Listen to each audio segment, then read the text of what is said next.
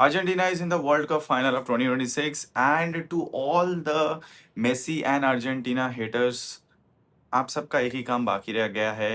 Sit back and keep crying because Messi is in the World Cup final. Argentina is in the World Cup final. जितने भी मतलब rigged, robbed ये सब post करते रहिए, things won't change because they have made it to the final.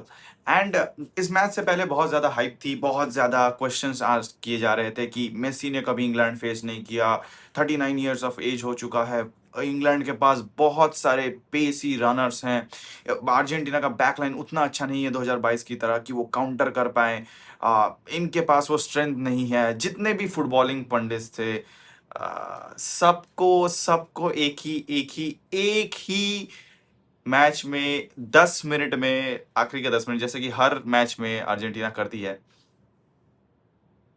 Shut the hell up, shut the F up. That's has been the tagline of this team throughout this tournament.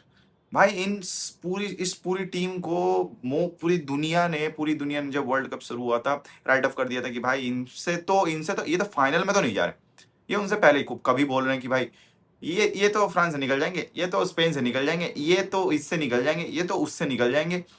फिर जब देखा कि नहीं, बहुत ज़्यादा easier path मिल रहा है comparatively to other teams, हाँ हाँ ये तो रिग्ड है, फीफा बॉय है, ये वो है ना है, मतलब ऐसा तैसा जैसा भी करके भाई बस इनको जितना छोटा कर सकते हो कर लो. और आज वो फाइनल में है. जब सेमीफाइनल में चले आए तो बना लिया इंग्लैंड को अपने पापा. अब सोच रहे थे कि फ्रांस रहेगी तो फ्रांस. अब यहाँ पर Madrid fans, everyone, every Madrid fans, every anti Argentina, मतलब Argentina fans, every Messi fans को, जितना जितना ज़्यादा माद्रिद फैंस और ये जो हेटर्स हैं, इन सब ने मिलके बहुत ज़्यादा ये एक नैरेटिव चलाती कि भाई इनसे ना होने वाला, इनसे ना होने वाला. हर मैच में जाकर 10 से 15 मिनट बाकी रहने पे ये लोग कम बैक कर देते हैं और जितने भी मुंह है सबको बंद करा देते हैं. And they have done it again, they have done it again. और इस टीम से दुनिया भर के जितने भी लोग हैं सब कुछ ले सकते हो, बट एक चीज इनसे नहीं ले सकते, इनकी mentality. This bunch of players have that mentality जो मोस्ट ऑफ द बड़े बड़े प्लेयर्स के पास भी, टीम्स के पास भी, अच्छे अच्छे टीम्स के पास भी नहीं है. वो फ्रांस पकड़ लो, वो किसी भी अदर को, इसी वर्ल्ड कप के बारे में, England were very good as a team, France they were definitely one of the best teams out there. On paper तो बहुत था और खेल भी वैसा रहे थे. लेकिन क्या हुआ, eight the end of the day हम लोग ये भूल जाते हैं कि it's football is not just played on papers. आप प्लेयर्स भर सकते हो, आप स्टार्स भर सकते हो, but at the end of the day it's about mentality, it's about unity, it's about the team game जो अर्जेंटीना के पास है. They play for each other, they play tactically. आप बहुत कुछ बोल सकते हो, हाँ ये हुआ वो हुआ, बहुत कुछ बोल सकते हो, लेकिन भाई eight the end of the day Scaloni and this team, this bunch of players, they play for. I have never seen any team play more hard, try hard, don't give up till the end. मैंने किसी भी team को इतना ज़्यादा अपने country के लिए, अपने टीम के लिए, अपने पास वाले टीम प्लेयर, अपने पास वाले प्लेयर के लिए, मेसी के लिए, जिनके पास जिनके लिए ये इतने ज़्यादा मर मिटने को तैयार हैं इस वर्ल्ड कप जो जीतने के लिए, मैंने नहीं देखा किसी और टीम को इतना ज्यादा ट्राई करते हुए. And even Lionel Messi at the age of 39, भाई कल के मैच में उसको क्वेश्चन किया गया था.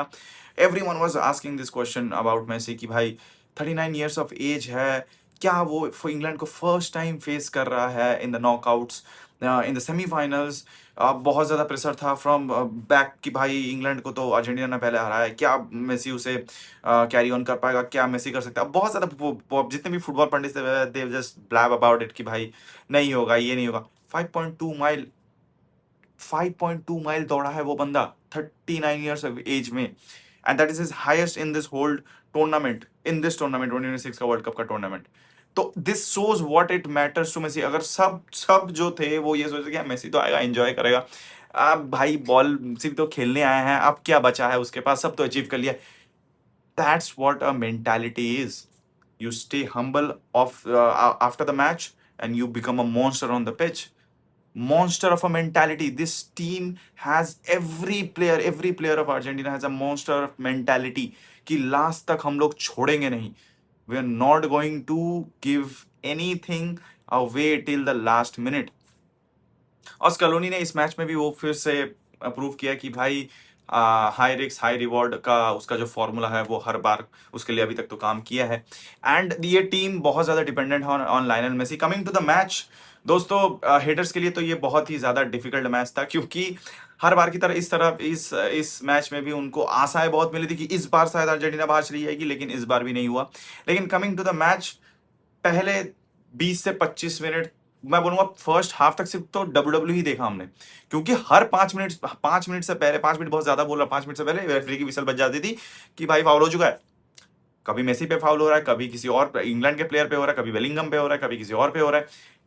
भाई मतलब फाउल्स पे फाउल, फाउल्स पे फाउल, डब्ल्यू का मैच पूरा चल रहा था। एंड ऑनेस्टली बताऊं, एज अ रेफरी इस मैच को ऑफिशिएट करना मतलब बहुत ज्यादा एक मुश्किल काम था, कि जहां पर दोनों ही टीम इतने ज्यादा फिजिकल हैं, जहां पर इतना ज्यादा फिजिकल कि हर प्लेयर को अगर काट दीजिए तो मैच तो होगा नहीं, क्योंकि इतना ज्यादा अगर दोनों ही टीम, मतलब दोनों ही टीम्स में से कोई साथ नहीं बैठ रहे, कोई उसको मार रहा है, कोई उसको मार रहा है, कोई उस पे फाउल कर रहा है, कोई इस पे फाउल कर रहा है, दोनों ही टीम से कांस्टेंट बैसिंग चल रही थी। और ये दोनों ही टीम ने पहले ही क्लियर कर दिया था कि हम दोनों अब एक दूसरे को रिस्पेक्ट नहीं देने वाले, क्योंकि जो टीम सामने वाली टीम को रिस्पेक्ट देती वो टीम मैच हार जाती।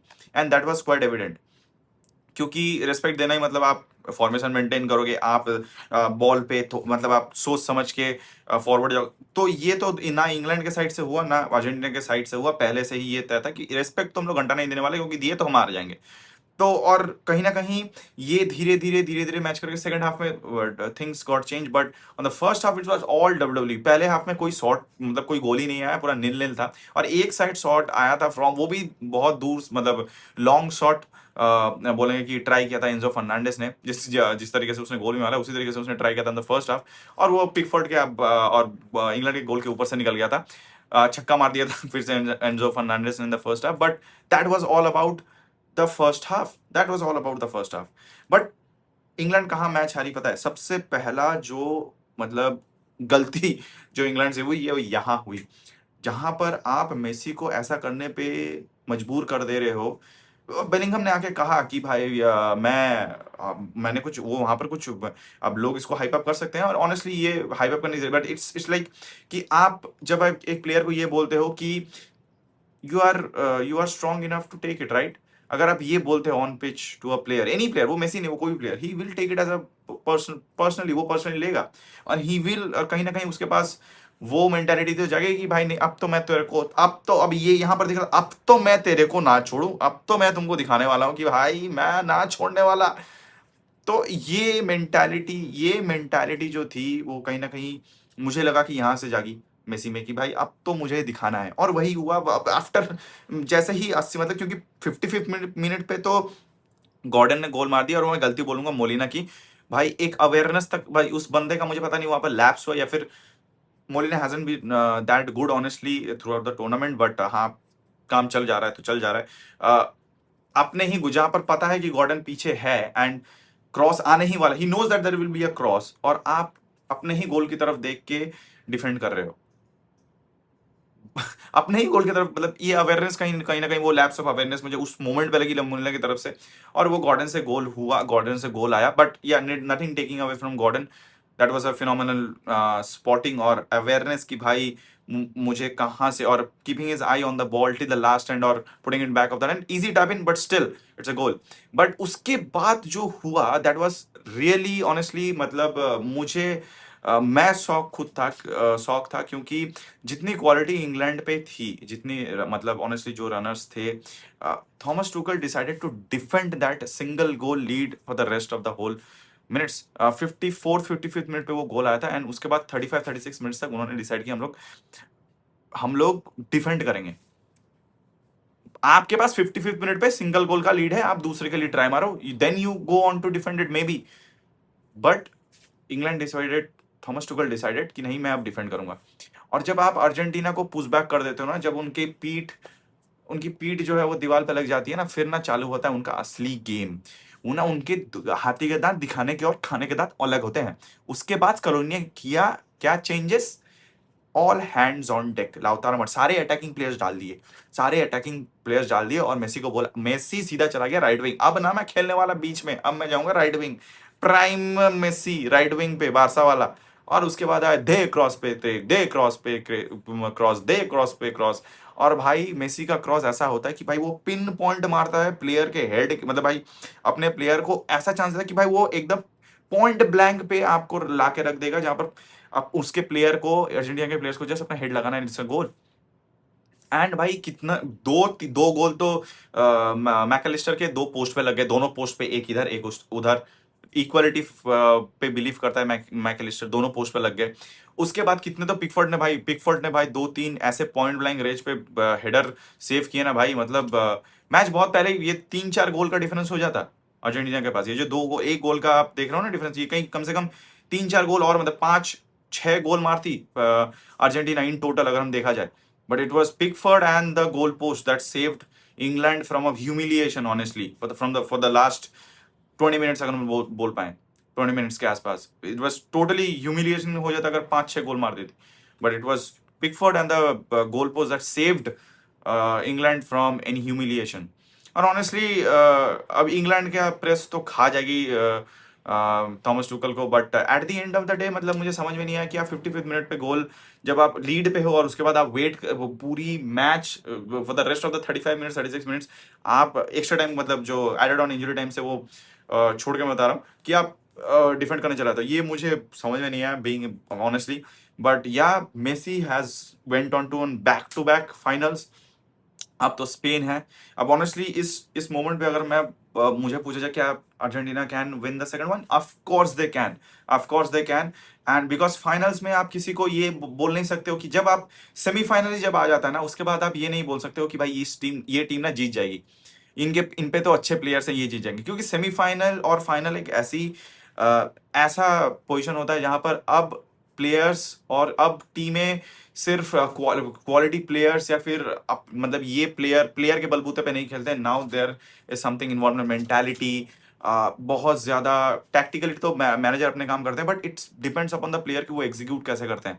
And it's about moments, football is all about moments. And Argentina has shown for the back to back 4 matches की भाई उनको आप राइट ऑफ नहीं कर सकते टिल द लास्ट मिनट।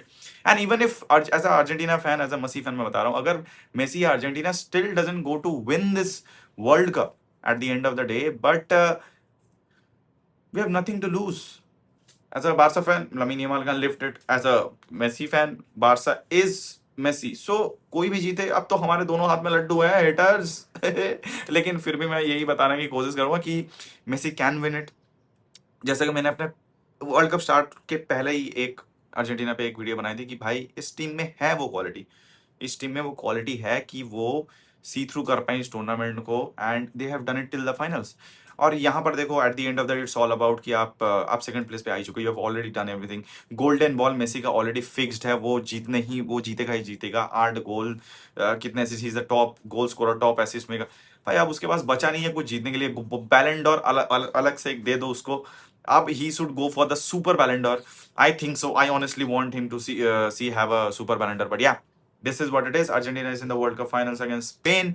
और हमें मिलने वाला है इधर एक न्यू चैंपियन, और we're gonna see the defending champion Argentina do it back to backs after Italy and Brazil.